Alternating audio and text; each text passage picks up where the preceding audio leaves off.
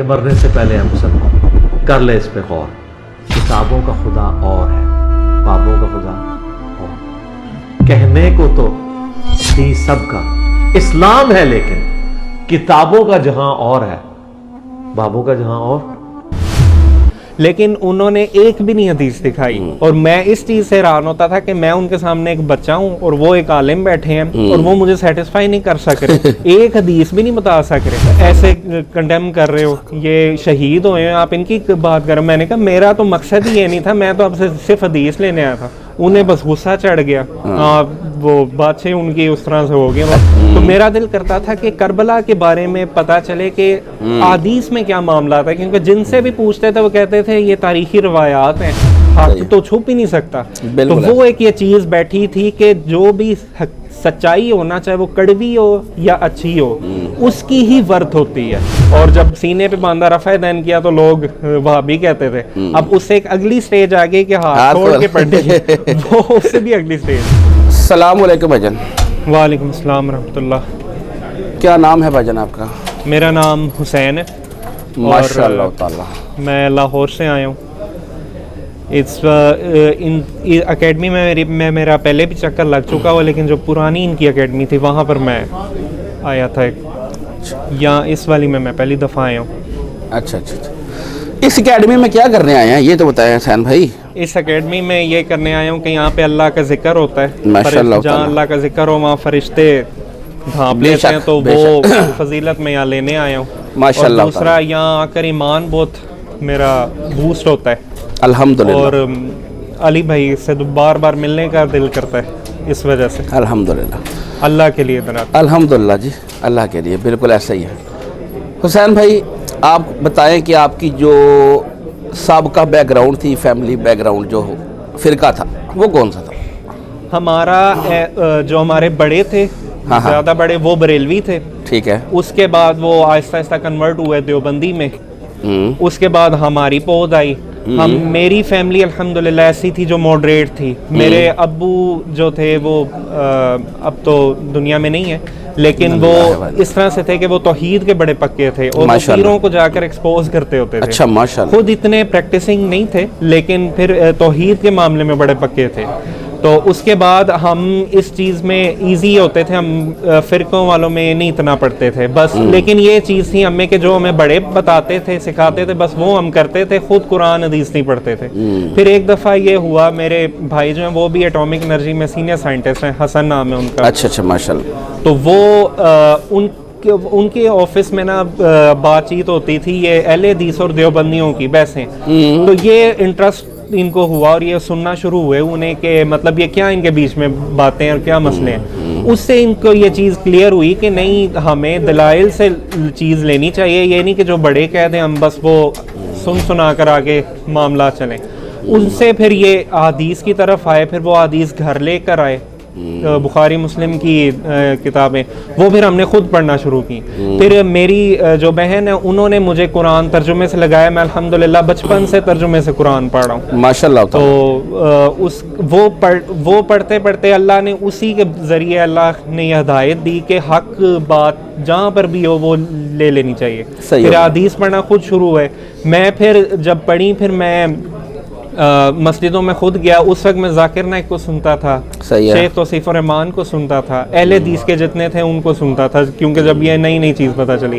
फिर मैं देवबंदी और बरेलवियों के पास गया कि ये हमें रफ़ा दैन की हदीस दिखाते हैं, आप हमें एक तर्क रफ़ा दैन की दिखा दें हदीस, वो एक ही हदीस सबको मनसूख कर देगी। तो उससे हमें भी तसल्ली हो जाएगी कि अच्छा ऐसा मामला है कि नहीं है। लेकिन उन्होंने एक भी नहीं हदीस दिखाई और मैं इस चीज़ से हैरान होता था कि मैं उनके सामने एक बच्चा हूँ और वो एक आलिम बैठे हैं और वो मुझे सेटिस्फाई नहीं कर सक रहे, एक हदीस भी नहीं बता सक रहे। और वो उनके एकदम पहले सुनते रहे मेरी बात, फिर एकदम उन्हें गुस्सा चढ़ना शुरू हो गया। कहते हैं कि अच्छा। आप किस मामला में पड़े हुए हैं। अच्छा। तो मैंने कहा नहीं, पता तो चलना चाहिए ना, नमाज एक बेसिक चीज़ है, उसका हमें तरीका, वो अहले हदीस हमें इतने दलाइल देते हैं, आप एक दे दें ताकि मसला ख़त्म हो। उन्होंने मुझे एक किताब दे दी, कहते हैं आप ये पढ़ें, इसमें है। मैंने कहा अच्छा इसमें वो दलील होगी? कहते हैं हाँ। मैंने जाके पढ़ी तो वो एक उस्ताद और एक शागिर्द की कोई आपस का मुकालमा था। अच्छा। कोई उसमें हदीसों का मामला नहीं था, कोई अपनी बातें थी, वो मैंने लाके ने दी। मैंने कहा इस इसमें तो कुछ है ही नहीं ऐसा। तो उन्हें गुस्सा चढ़ गया, कहते हैं आप ये एक बुजुर्ग की किताब को ऐसे कंडेम कर रहे हो, ये शहीद हुए हैं, आप इनकी बात करो। मैंने कहा मेरा तो मकसद ही ये नहीं था, मैं तो आपसे सिर्फ हदीस लेने आया था। उन्हें बस गुस्सा चढ़ गया, वो बातचीत उनकी उस तरह से हो गई और उन्होंने कहा कि नहीं ये आप, उन्होंने फिर एंड पे अपनी असलियत बताई। पहले कहते हैं कि हम ये नहीं करते कि इमाम अबू हनीफा की बात अगर मुखालिफ हो कुरान हदीस के तो हम फिर भी उनको लें, लेकिन ये डिस्कशन के एंड के बाद 2-3 दिन के बाद मेरी होती रही थी डिस्कशन, उसके एंड पे उन्होंने एंड पे बोल दिया कि नहीं हम हनफी हैं, हम इस तरह से मामला लेके चलते हैं। उससे फिर मुझे क्लियर हो गया अच्छा कि नहीं, यानी यहाँ पे दरवाज़ा बंद है। फिर जाकिर नाइक और फिर अहले हदीसों को फॉलो किया, लेकिन अल्हम्दुलिल्लाह उनको एज अ फ़िरका फॉलो नहीं किया। मुझे जो कहता था ना कि आप वहाबी हो गए हो, उनकी मस्जिद में जाते हो, मैं कहता था मैं बिल्कुल वहाबी नहीं हूँ। मैं उनकी मस्जिद को सिर्फ इसलिए प्रायोरिटी देता हूँ कि वहाँ पे सुन्नत के जो मैंने तहकीक किया उसके मुताबिक, सुन्नत के मुताबिक नमाज पढ़ाई जाती है। मैं सिर्फ इसलिए जाता हूँ, वरना मेरा कोई फ़िरका नहीं है। तो उसके बाद एक 2016 में नेट पे यानी देखते रहते थे वीडियोस। 2016 में मेरे भाई देख रहे थे वीडियो ये इंजीनियर मोहम्मद अली मिर्ज़ा की, और मैं नमाज पढ़ रहा था। मुझे नमाज में ना उनकी आवाज़ आ रही थी, तो मैं सोचूं कि एक बड़ी ना पढ़ी लिखी आवाज़ थी, यानी एक पढ़े लिखे और ज़रा कम पढ़े लिखे में बोलने के लहजे में फ़र्क होता है। मौलवियों में मौलवी ज़्यादातर इतना नहीं पढ़े हुए थे, तो मुझे ये बड़े पढ़े लिखी एक एजुकेटेड बंदे की आवाज़ लग रही थी। तो मैं क्योंकि जाकिर नाइक को भी सुनता था, मेरे ज़हन में आए नमाज में कि कोई सूट वगैरह उसने पहना होगा बंदे ने और वो इस तरह बयान कर रहा होगा। मैंने बाद में अपने भाई से पूछा ये कौन है, तो उन्होंने कहा नहीं ये बस एक न्यूट्रल आदमी है, न्यूट्रल बात करता है। मैंने कहा अच्छा चलो ठीक है, फिर मैंने भी ज़हन से निकाल दिया। फिर मुझे एक ये तजस्सुस था अल्लाह के फजल से, जब हम हदीस की तरफ आए थे कि इसमें सही ज़ईफ़ का फ़र्क होता है, तो मेरा दिल करता था कि करबला के बारे में पता चले कि हदीस में क्या मामला था, क्योंकि जिनसे भी पूछते थे वो कहते थे ये तारीख़ी रवायात हैं, तो ये इसमें झूठ सच मिक्स है। तो मेरा एक तजस्सुस होता था कि पता तो चले कि इतना एक बड़ा वाक़या हुआ है। हालांकि अहले हदीस से जुड़े हुए थे, लेकिन अल्लाह का फजल है कि हज़रत अली की, मौला अली की, मौला हुसैन की मोहब्बत दिल में थी माशाल्लाह। तो लेकिन मैं जाकिर नाइक को सुन के मैं यजीद को उस वक्त रहमुल्लाह ही कहता था, अल्लाह ने माफ़ करे। तो मैं तो यानी इस चीज़ को सही समझता था। तो फिर जब ये चीज़ मैंने नेट पे देखना शुरू किया, अली भाई की आई होती थी एक वीडियो साइड पे, मैं इग्नोर ही करता था कि एक सूफी टाइप बंदा लग रहा है, क्या देखना है।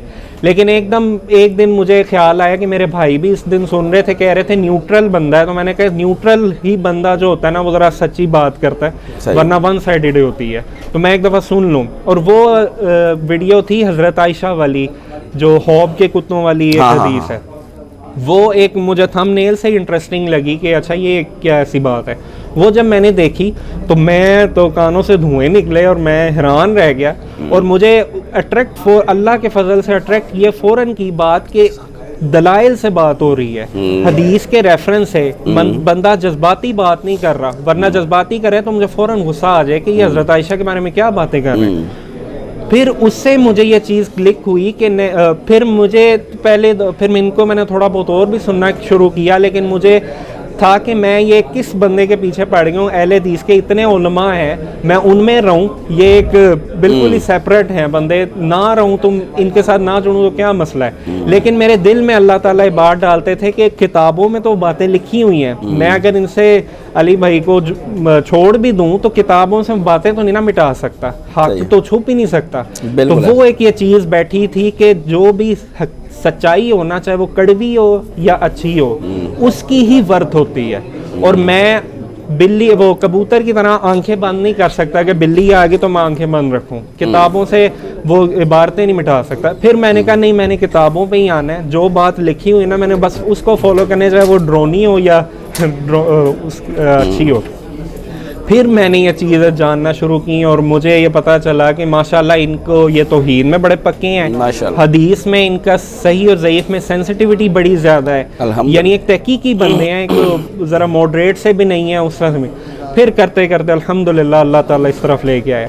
लेकिन अब भी मैं इंजीनियर साहब को सबसे ज़्यादा मोहब्बत करता हूँ, इनको दुआएं देता हूँ, माशाअल्लाह, इनको सबसे ज़्यादा सुनता हूँ, लेकिन फिर भी इनकी तकलीद नहीं करता मैं। जी जी बिल्कुल सही है, तकलीद अल्लाह और उसके रसूल, ऐसे ही है जी, तकलीद तो करने का है ही नहीं ना, हम इनके सिर्फ स्टूडेंट हैं, बिल्कुल स्टूडेंट, जो गलती लगेगी उसको एतराज़ भी करेंगे, इख्तिलाफ करेंगे। अच्छा ब्रदर माशाल्लाह मज़ा आया, आपने एक ही सांस में सारी बातें कह दी, मुझे तो बोलने का ही मौका नहीं दिया। अच्छा आपने बताया आप पहले भी आ चुके हैं यहाँ पे? जी ठीक हो गया, चले जी, बहुत अच्छा लगा। अब आपकी जो फैमिली का स्टेटस है वो क्या है? वो अल्हम्दुलिल्लाह वो भी ऐसे हैं कि हक बात को मानते हैं, ले रहे हैं। मेरे भाई को भी फिर मैंने बताया कि ये बंदा अच्छी बातें करता, वो भी अल्हम्दुलिल्लाह इनको सुनते हैं। हम अब नई नई जो चीज़ें हमें पता चल रही हैं उसको हम फैमिली तो परफॉर्म कर रही है माशाल्लाह। पहले मैं देखता था कि पहले तो हम नीचे हाथ बांध के नमाज पढ़ते थे। एक दफ़ा मैं शीशे में खड़ा ऐसे ही मैंने सोचा कि अगर मैं औरतों की तरह सीने पे हाथ बांधूंगा कैसा लगूंगा, मुझे पता ही नहीं था, बाद में मैंने सीने पे ही बांधना जब हदीस पता चली, और जब सीने पे बांधा रफ़ा दैन किया तो लोग वहाबी कहते थे। अब उससे एक अगली स्टेज आ गई कि हाथ छोड़ के पढ़ने की, वो उससे भी अगली स्टेज है। लेकिन अल्हम्दुलिल्लाह मैं भी ये परफॉर्म करता हूँ, और इसलिए परफॉर्म करता हूँ ताकि मुझे देख के लोग हैरान हो और उससे वो दावत का पैगाम पहुँचे कि बंदा चेंज हो रहा है, तो चेंज मतलब एक सोसाइटी में नई चीज़ बंदा देख रहा है तो वो उसकी वजह से उसका ट्रेंड शुरू होगा सुन्नत का। माशाल्लाह जी सैन भाई, आप अल्लाह के लिए आए हैं यहाँ पे, अल्लाह ताला आपने जो एफर्ट की वो कबूल करे, आमीन। अभी थोड़ी देर तक मजलिस स्टार्ट हो जाएगी। जी जी, मज़ा आया आपसे बात करके, अभी आप बैठे, जज़ाकल्लाह खैर। अस्सलाम वालेकुम। और फिरकों की दुकानें बंद, द डैमेज डन।